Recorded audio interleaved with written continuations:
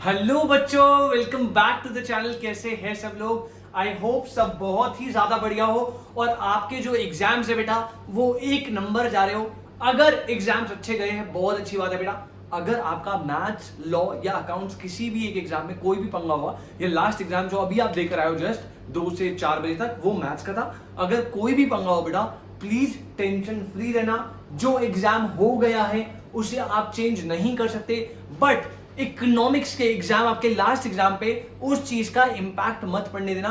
बहुत से बच्चे गलती ये करते हैं कि वो प्रीवियस एग्जाम जो गला गया है, जो गलत चला गया है, उसके चक्कर में अपने आने वाले एग्जाम्स को बिगाड़ लेते हैं और जब रिजल्ट आता है तो अनएक्सपेक्टेडली उनका जो गंदा एग्जाम गया था उनमें वो क्लियर कर जाते हैं, बट आगे के एग्जाम्स में वो रुक जाते हैं। तो बेटा प्लीज आपके एग्जाम जैसा भी गया है उसकी बिल्कुल भी टेंशन नहीं लेनी, क्योंकि वो एग्जाम अब हो चुका है, अब हम उसे चेंज नहीं कर सकते। तो बिल्कुल मोटिवेटेड रह के सारी चीजें भुला के आपको आपके इकोनॉमिक्स के एग्जाम पे फोकस करना है।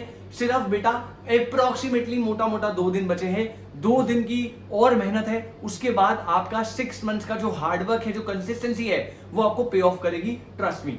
तो अब क्वेश्चन ये उठता है सर बहुत सारे बच्चों के दिमाग में कि सर अपन नहीं, देखो इकोनॉमिक्स सबको मोस्ट प्रोबेबली इजी लगता है। सारे बच्चे अपन 11th 12th में इको पढ़कर आए हैं, ज्यादा कोई टेक्निकलिटी है नहीं, सब्जेक्ट बहुत इंटरेस्टिंग है, बहुत बढ़िया है। तो आप सब ने अच्छे से प्रिपेयर करा ही होगा। मेजर बच्चों को लॉ या मैथ्स में डर रहता है, बट बच्चों को एक चीज में कंफ्यूजन होती है कि सर आज हम मैथ्स का पेपर देकर आए, अपने को सारा इकोनॉमिक्स अच्छे से आता है, बट स्टिल 1.5 डेज के हम घर पे बैठे रहे। अरे बेटा कैसी बात कर रहे हो, ये गलती बिल्कुल मत करना।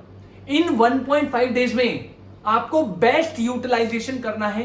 किस तरीके से आप कर सकते हो उसका एक छोटा सा एग्जांपल दे रहा हूं। ऑल्दो आप अपने तरीके से भी इसको कर सकते हो बेटा, कोई ऐसी रिस्ट्रिक्शन नहीं है इसी वे में करना है, बट मैंने आपको आप पेपर दे के आओगे तो उस दिन आप थोड़ा एग्जॉस्ट रहोगे, तब क्या पढ़ना चाहिए, अगले दिन आप फ्रेश हो तो कौन से चैप्टर्स पढ़ने चाहिए, फिर पेपर वाले दिन में आपको कौन से चैप्टर्स पढ़ने चाहिए, उस हिसाब से मैंने फॉर्मेशन बनाई है।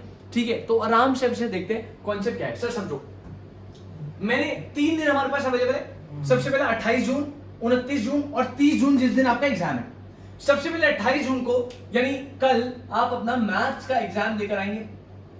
अब मैथ्स का एग्जाम देकर आए 2 से 4 बजे तक।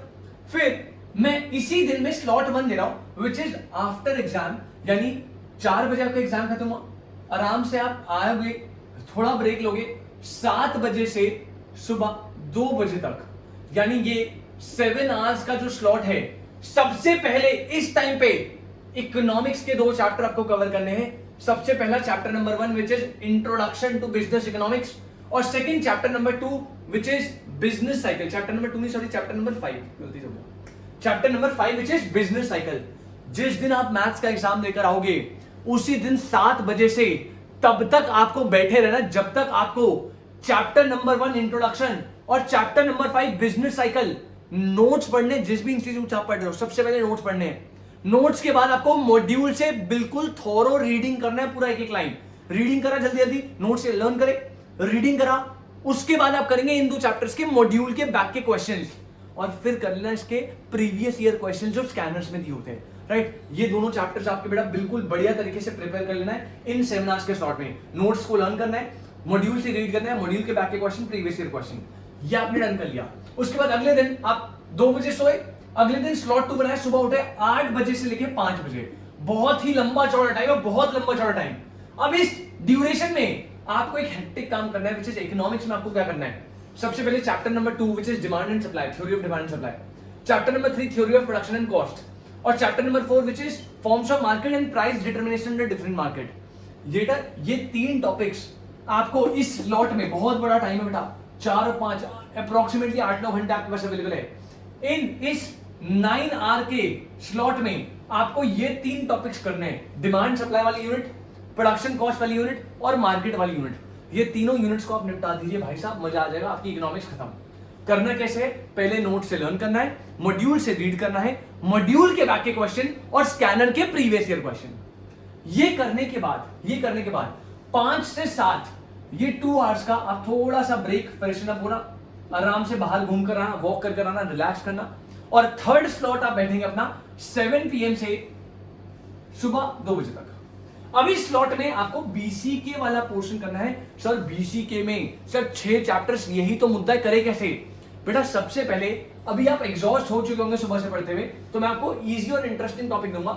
7 से 2 का टाइम बीसीके का आप यूटिलाइज कर सकते हैं। पहले chapter number 2 which is business environment, छोटा और इंटरेस्टिंग चैप्टर है, आपने बिजनेस स्टडीज में पढ़ा है 11th-12th में। सेकंड आता है आपका chapter number 4 which is government policies for business growth. Indian economy development में पढ़ा था क्या, economic reforms, new economic policy, liberalisation, privatisation, globalisation, वो सब कॉन्सेप्ट है। तो ये आपने बीएसटी में पढ़ा है, ये आपने इंडियन इको में पढ़ा है 12th में। तो 6 नंबर दोनों की वेटेज है। आराम से इस स्लॉट में कोशिश करना आप 5 to 7 आवर में कि आप ये दोनों टॉपिक कर लीजिए।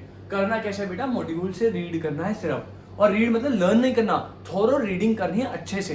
कुछ पॉइंट्स को रीड करना है, कुछ पॉइंट्स को रीड करना है, और कुछ पॉइंट को लर्न करना है, और मॉड्यूल के क्वेश्चंस करने हैं, प्रीवियस ईयर स्कैनर के क्वेश्चन करने हैं।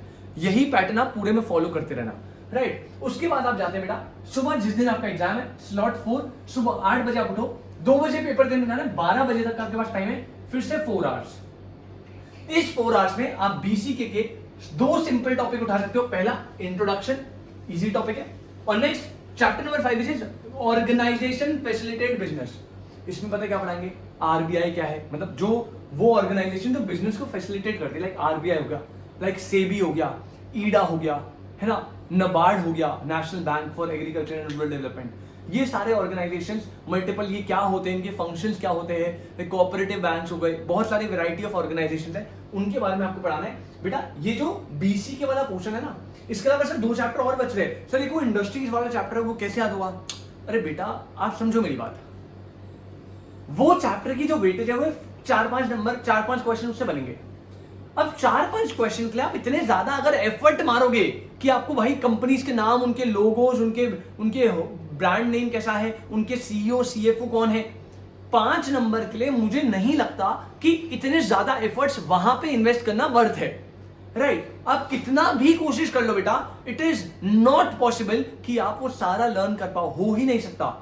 तो अगर आपको चाहिए कि आप सर मेरे तो जल्दी हो गया, इनमें से ये वाले काम जल्दी जल्दी निपट गए, या मैंने फर्स्ट 5 बजे तक ही सब निपटा दिया, तो आप उनको रीड कर सकते हो। बट मैं पर्सनली, मैं जेन्युइनली बता रहा हूँ, मैंने जब अपना फाउंडेशन का एग्जाम दिया था, जितना मुझे याद है, मेरे इकोनॉमिक्स में 72 मार्क्स आए थे, ठीक है, ठीक ठाक मार्क्स आए थे। मैंने बीसी के तो वैसे मैंने अवॉइड ही करा था, मैं इतना करा नहीं था, मैं मेजर इकोनॉमिक्स के बेसिस पे ही कर आया था। बट बीसी के से मैंने वो वाले चैप्टर को देखा तक नहीं, देखा ही नहीं, ये जो बीसी के ही पूरा नहीं देखा था, बस ये बीच बीच के जो चैप्टर थे मुझे पहले से ही नॉलेज थी, मैं थोड़ा बहुत पढ़ाता था बच्चों को, तो मेरे को पहले से ही काफी अच्छे से आइडिया था इनका, तो मेरे को इतनी दिक्कत नहीं आई। इकोनॉमिक्स मेरा बहुत ही स्ट्रॉन्ग था, तो मुझे प्रॉब्लम नहीं है। 72 मार्क्स ठीक ठाक, क्वाइट गुड मार्क्स है। तो वो वाला चैप्टर मैंने हमेशा इग्नोर करा। और अगर मैं आपको भी एडवाइस दूं, अगर आप 1.5 दिन को यूटिलाइज करना है, तो मैं चाहूंगा लास्ट ऑप्शन आप उसको रखो, बट पहले आप कोशिश करना इन टॉपिक्स को कवर करो। अगर आप वेटेज देखो 10 से 12, 10 से 12, फिर 20 से 25, 12 से 15, ये पूरा इकोनॉमिक्स का 60-70 मार्क्स का प्रोपोर्शन ऐसे बैठता है। अब ये जो चैप्टर है, हर चैप्टर 6 मार्क्स ईच है ऑन एन एवरेज। बाकी जो 2 चैप्टर बचे उनकी वेटेज मैक्स टू मैक्स लगा लो आप, अगर 8 से 10 नंबर भी है। और ऐसा भी नहीं है कि उसमें आप बिल्कुल कुछ भी नहीं आएगा, थोड़ी बहुत बातें आपको बेसिक्स ही होंगी, वो पता ही होंगी, तो उनको आप लास्ट में जा सकते हो बेटा। बट पहले आप इस तरीके से स्ट्रैटेजी फॉलो करके अपने 1.5 दिन को सबसे अच्छे तरीके से यूटिलाइज कर सकते हो अकॉर्डिंग टू मी। अगर आपका कोई और प्लान है, आप उसे भी फॉलो कर सकते हो, अपने टीचर्स के प्लान को फॉलो कर सकते हो, कोई भी इशू नहीं है। बस कहने का मतलब यह है, इकोनॉमिक्स में हल्का नहीं पढ़ना, मोटिवेशन उस लेवल की होनी चाहिए जो पेपर स्टार्ट होने से पहले की थी। क्योंकि अगर आप इस एग्जाम में हल्का हो गए और आपका एग्रीगेट से नहीं खींचा, तो भैया आपको दिक्कत आ सकती है। इकोनॉमिक्स वो सब्जेक्ट है जो आपका एग्रीगेट बनाएगा। अगर आप इकोनॉमिक्स में 70-80 मार्क्स फोड़ देते हो एक बारी में, तो आप सारे पेपर से फ्री हो गए, फिर आप हर पेपर में भी 40-40 ले आओ, मान लो, तब भी आप पास हो, राइट। तो एक पेपर हमेशा ऐसा रखना जिसको आप एग्रीगेट खींचने के लिए बूस्ट करोगे। तो ऑल द बेस्ट आपके एग्जाम के लिए। आई होप ये वीडियो आपके लिए हेल्पफुल रहा हो। अगर हेल्पफुल रहा हो बेटा, अपने फ्रेंड्स के साथ ज्यादा से ज्यादा शेयर करना। Thank you so much, all the best for exam. मिलते हैं जल्दी, टेक केयर।